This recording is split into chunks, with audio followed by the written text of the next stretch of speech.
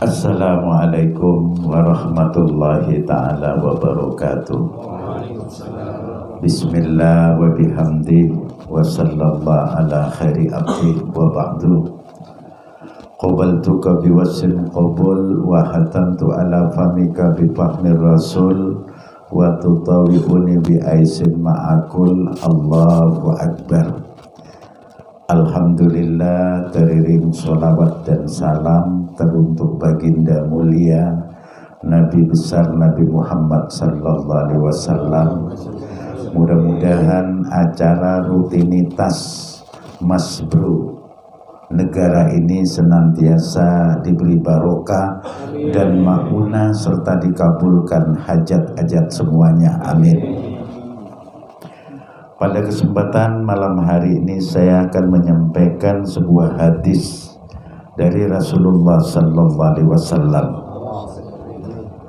Anin Nabi sallallahu alaihi wasallam annahu qala al ummahatu arba'un, bahwa induk pangkal dari sesuatu itu ada 4.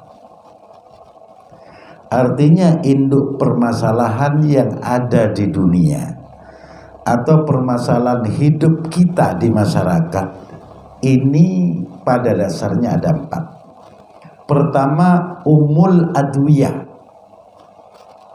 induknya atau pangkalnya pengobatan. Artinya bagaimana kita menjadi orang yang sehat, itu ada induk pokok persoalannya. Yang kedua, wa umul adab, ada pangkal atau induk daripada tata krama, aturan, etika atau moral bahasa sekarang. Yang ketiga, wa umul ibadah, ada induk pokok persoalan daripada ibadah. Yang keempat, wa umul amani, adalah induk daripada harapan. Akan kami jelaskan. Fa ummul adwiyati killatul kalam,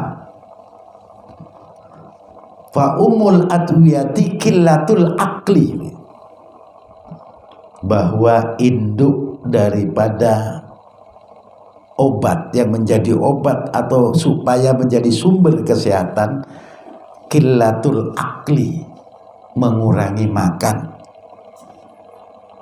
Bahwa sehatnya manusia ini diketahui setelah dia mengalami sakit. Begitu sakit kolesterol datang ke dokter, dokter akan ngomong kurangi makan ini. Begitu kencing manis, dokter akan mengatakan juga kurangi makan itu. Padahal Rasulullah sallallahu alaihi wasallam sudah mengatakan sebelumnya, sudah bersabda bahwa yang menjadi induk daripada kesehatan sebagai sumber untuk pengobatan adalah mengurangi makan. Karena tamak dan serakahnya manusia, kadang-kadang makan tidak cukup satu piring, nambah. Nah, kalau sudah banyak tambahan dari proses makan, lambung kena. Itu pasti, apalagi usia di atas 40 ke atas. Tidak cukup makan yang halal, nambahi dengan perbuatan haram. Gaya Spanyol separuh nyolong. Tidak mempan itu juga. Aspal dimakan, semen dimakan, besi dimakan. Secara langsung memang tidak makan besi dan semen, tapi korupsi hak orang. Karena kata orang Jawa, wal kadual, enek semen diuntal, enek watu diuntal, akhirnya tidak membedakan mana sepatu, mana sandal, mana guling, mana bantal, wal kadual pokoknya ono diuntal. Itu kata orang Jawa. Kalau sudah semuanya dimakan, ini pasti jadi penyakit. Yang pejabat kalau sudah masuk ke proses ngambil barang, makan barang yang sudah hak orang, ujung-ujungnya adalah KPK yang pakai baju pink, itu ya bisa makan semen, bisa makan macam-macam. Itu bukan tidak pinter, itu luar biasa, tapi tidak. Makanya Rasulullah menyampaikan proses pencegahan dari penyakit adalah mengurangi makan. Nah tentunya kalau makan kita teratur, agama mengajarkan bahwa itulah nilai sehat. Kadang-kadang kita bangga, santri utamanya makan nasi ditambah sarimi. Padahal kalau ilmu kesehatan mengatakan nasi itu karbohidrat, sarimi karbohidrat. Akhirnya double dimakan. Besoknya gendut, besoknya sakit perut. Bukan salah bunda mengandung, tapi salah panganan yang dikandung. Nah ini sebenarnya ajaran agama sudah membalasi persoalan makan. Kalau kita orang tidak punya, pertanyaannya hanya satu, saya besok makan apa tidak? Ini orang tidak punya. Orang yang rotok mampu sudah bicaranya lain, saya besok makan di mana? Nah kalau sudah bahasanya makan di mana, ini orang-orang yang tidak pernah perhatian terhadap orang miskin. Makan di mana?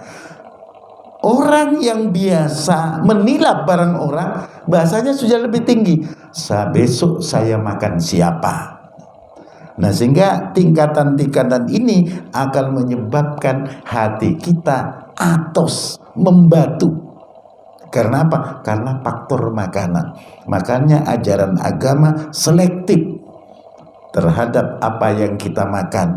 Dari mana kita dapatkan, bagaimana prosesnya, ada bismillah atau tidak. Walaupun ada bismillah, tapi kalau barang colongan tetap haram. Nah ini Islam sangat selektif terhadap apa yang kita makan, karena ini akan membentuk tubuh, akan membentuk satu energi untuk kita bisa kerja, bisa berbuat baik dan ibadah. Itu pertama. Yang kedua, wa ummul adab qillatul kalam. Induk daripada tata krama, induk daripada akhlak qillatul kalam, ngurangi ngomong. Yang termasuk golongan ngurangi ngomong ini ngeyel. Ngeyel tidak merasa salah tapi ngaku benar. Makanya orang banyak omong ini termasuk budaya sombong. Karena apa? Kebenaran dicaplok dirinya sendiri. Makanya hati-hati kalau kita berteman, bersahabat. Kalau sebuah kebenaran disampaikan, kita ini jangan sok tahu, sehingga pembicaraannya selalu ngeyel. Nah ngeyel ini satu penyakit.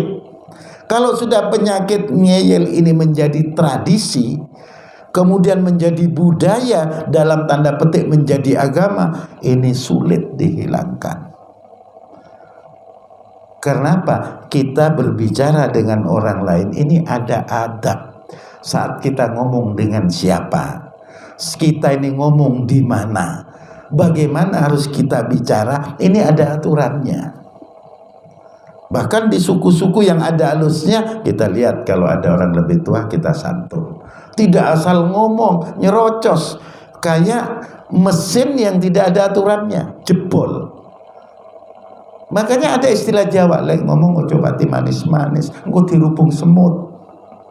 Makanya kalau bicara jangan terlalu manis, nanti apa? Semut banyak menggigit, sehingga lambenin duwer gara-gara dicokot semut. Muna caca jok kitengki. Lagi pada pesawat, tabrak pesawat, elang colok. Nah kan begitu. Nah ini satu gambaran bahwa kita ini harus hati-hati. Penyakit-penyakit ngeyel, ngengkel, karepnya sendiri, ini adalah tradisi orang yang tidak berilmu. Kalau orang berilmu, kita tentunya banyak mendengarkan. Karena apa? Mulut kita satu, telinga dua. Ngomongnya sedikit, mendengarkan yang banyak. Dan ini sudah menjadi proses apa yang diciptakan Allah dalam manusia. Walaupun kita hitung bagaimanapun, tetap mulut kita satu, telinga dua. Disuruh banyak mendengarkan ketimbang banyak ngomong. Nah kadang-kadang jamaah atau siapapun, kalau di depan kayaknya kan nunduk, sopan, nunduk. nggak ngomong-ngomong, diem. Sami'na wa ata'na, sami'na wa ata'na. Begitu di luar lahir yang namanya sami'na wa kopokna. Nggak begitu didengar, ngeyel di luar. Nah, di sini kalau orang berguru, kalau kita ngaji taklim mutaklim, orang berguru, istrinya guru, anaknya guru, temennya guru, sahabatnya guru, semuanya ini jadi guru. Kalau kita berguru aslinya, kalau ngaji taklimul mutaklim, tarikut ta'allumi. Makanya saya biar dengan anaknya guru, saya muliakan anaknya, putranya Kiai Patah. Biar Kiai Patah sudah meninggal, Bu Nyainya saya muliakan, karena itu bagian dari guru. Kalau orang ngerti tata cara berguru, ini di sini tidak. Di depannya, mungkin di depannya Pak Kiainya atau siapalah, nunduk sopan seakan-akan kayak batu. Begitu di luar malah bikin kepala pengeng karena ngelempar kayak batu. Nah, di sini ini pentingnya bahwa induknya adab, induknya akhlak, qillatul kalam, kata Nabi, mengurangi ngomong. Yang duduk di sini, yang kumpul di sini ini tidak ada orang yang bodoh, semua pinter, ahli di bidangnya masing-masing. Tapi saat berbicara agama, saat duduk dia dengan santun mendengarkan, dengan bijak dia ngurangi omongan. Karena apa? Karena telinga dua ini biar ada hikmahnya, diciptakan oleh Allah, tidak karpe dewi. Ini tentunya, ini pentingnya bahwa ngurangi ngomong adalah merupakan adab. Induk daripada adab adalah ngurangi pembicaraan apapun. Kalau memang kita lihai di ngomong, nanti saya suruh ceramah, ganti saya dalam tiap minggu, kan enak, sehingga ngomongnya tersalurkan. Kalau memang pinter ngomong nggak mau ceramah, jualan obat di pasar, enak. Hadirin sekalian, ini obat, kan begitu. Mata gosok, mata mendolo, kan bisa. Ini aja dipraktekkan kalau memang lihai ngomong. Nah, sehingga dengan omongan yang tidak pas dan tidak pantas, ini akan menjadi penyakit lisan. Kalau sudah penyakit lisan, ini resiko. Risikonya apa? Ya tadi, akan bermasalah dengan orang lain. Kalau orang banyak omong, ngeyel, ngengkel, ini pasti nggak diseterni oleh teman. Kalau ada kejadian itu ngeyel ya penggawean ini, temennya besok ngeyel begitu, tidak akan ada orang seneng. Kenapa? Orang banyak ngomong gak disenangi orang. Karena masalahnya pembicaraannya ini tidak mengandung kebenaran, tapi kebenarannya sendiri yang dikandung oleh pembicaraannya. Ini kalau ingin jadi orang baik, dengarkan kalimat apa saja dari orang lain tanpa perlu dibantah. Dan juga ada dalil-dalil, tidak perlu. Kebenaran itu dari siapapun kita terima, kita masukkan ke hati. Agar apa? Penyampaian kita jadi baik dan orang banyak senang. Ini penyakit. Itu yang kedua. Supaya kita menjadi induk daripada adab adalah qillatul kalam, mengurangi pembicaraan, menyedikitkan omongan. Yang selanjutnya, wa ummul ibadati qillatud dunub. Induk atau sumbernya ibadah adalah mengurangi dosa. Makanya kalau orang banyak dosanya, ngukurnya gampang.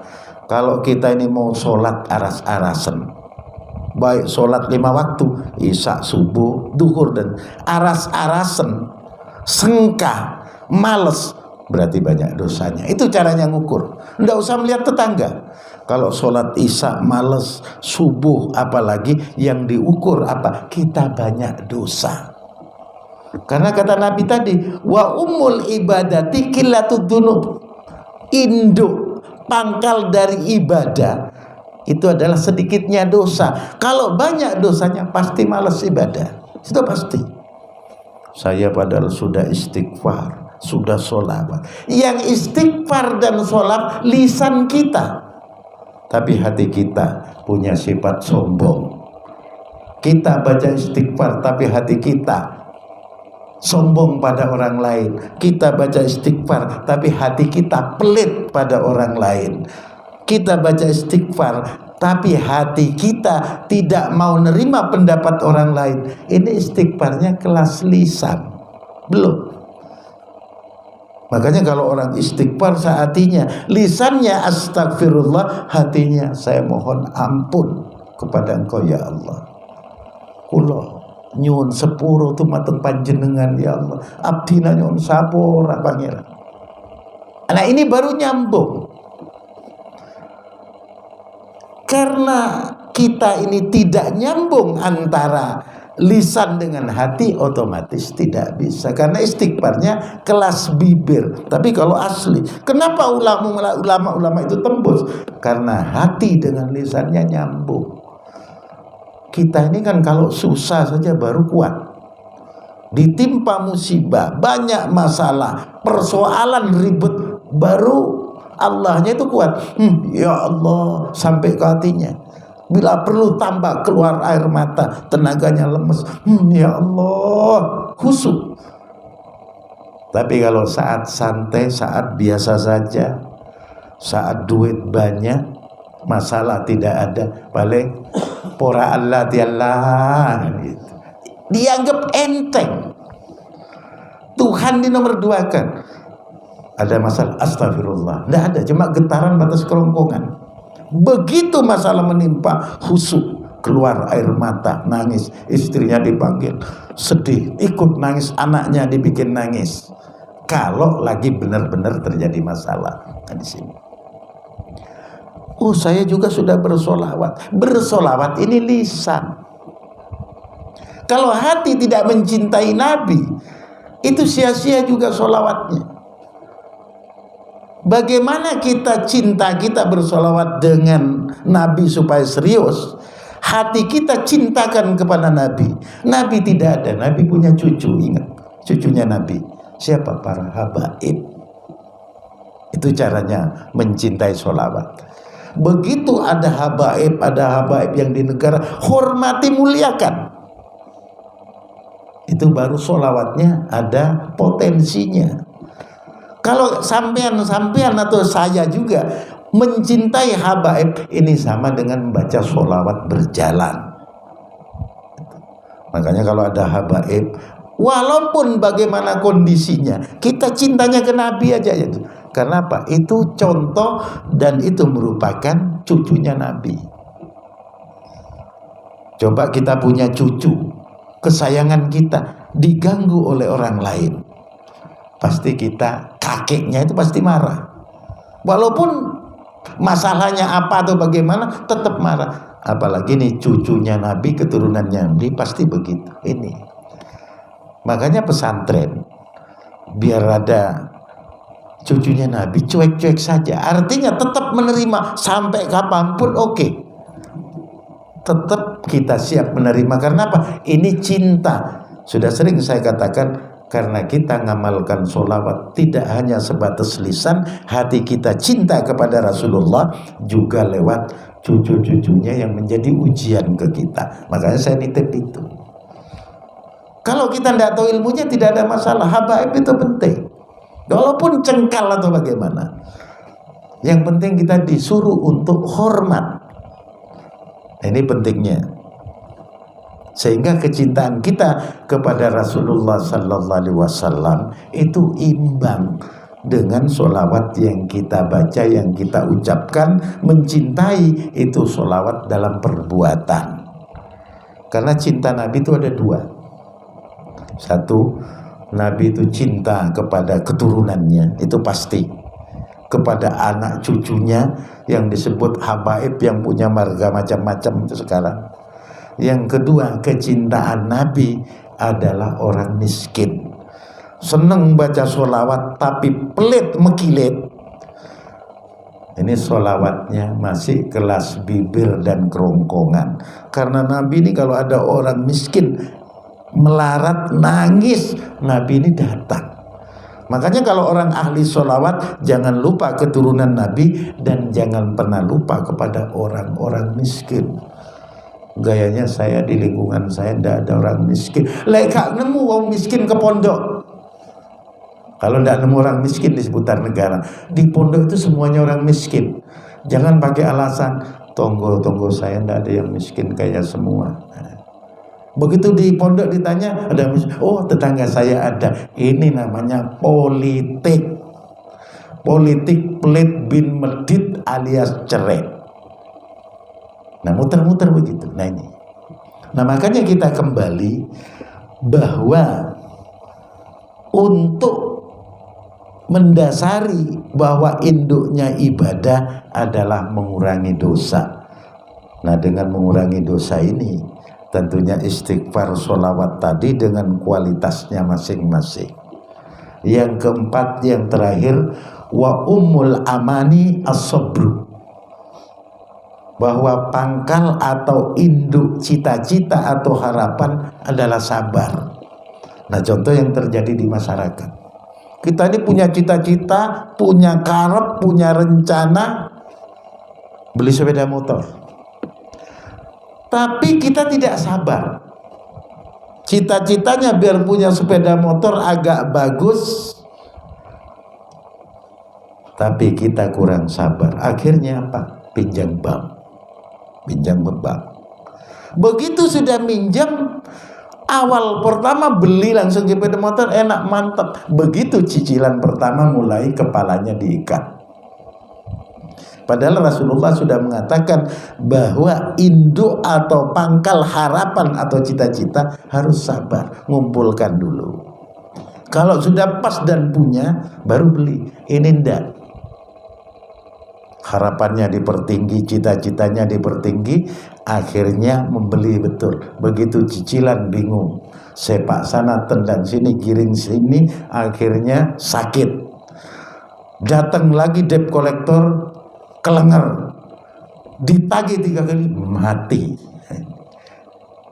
Gara-gara apa tadi? Cita-citanya tidak dilandasi dengan kesabaran. Sabar ini maknanya adalah usaha dan ikhtiar dulu. Kita usaha, Allah tidak menentukan kita harus kaya, tidak.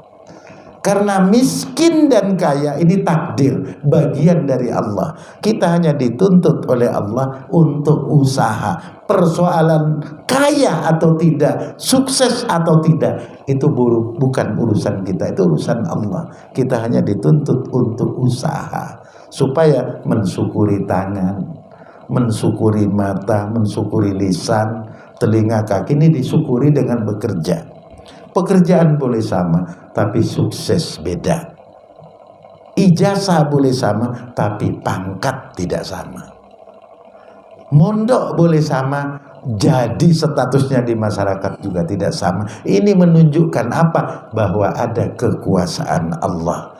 Bukan ijazah menyebabkan orang sukses, bukan pekerjaan menyebabkan orang sukses, bukan rajin bekerja menyebabkan orang kaya, tapi takdir dan kekuasaan Allah. Kalau semuanya dagang sate pasti kaya, semuanya pasti lari ke negara dagang sate. Yang Melaya pun ikut, karena Pak ngelihat dagang sate pasti kaya. Tapi tidak bisa begitu. Ini menunjukkan bahwa Allah yang Maha Kuasa. Terima kasih. Wal afu minkum. Wassalamualaikum warahmatullahi wabarakatuh.